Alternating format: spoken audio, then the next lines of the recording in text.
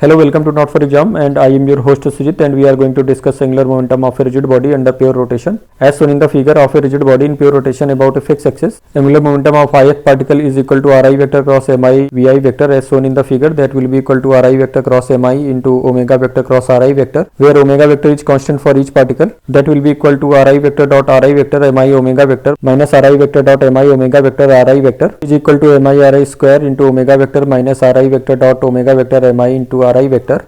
Since the body is in pure rotation about the axis, therefore component of Li vector along the axis is only useful to analyze the motion. Now component of Li vector along the axis will be Li vector dot n cap, which is equal to mi ri square into omega vector dot n cap minus ri vector dot omega vector into mi into ri vector dot n cap. Here ri vector dot n cap will be equal to yi along the axis. That will be equal to mi ri square into omega minus yi into omega into mi into yi. That will be equal to mi ri square omega minus mi yi square into omega. Therefore component of torque along the axis Ly dash will be equal to sigma of Li vector dot n cap. That will be equal to omega into sigma mi ri square minus yi square. Since omega is constant, that will be equal to omega into sigma mi ri square. Since sigma of mi yi square will be equal to 0 by the property of center of mass, that will be equal to I into omega. This component of angular momentum is along the axis, that is along the omega vector. Therefore in vector form it can be written as L vector is equal to I into omega vector. Here we should careful about this, that L vector is angular momentum of the rigid body along the axis. Similarly, the component of torque along the axis, the component of angular momentum along the axis will also be same about any point on the axis.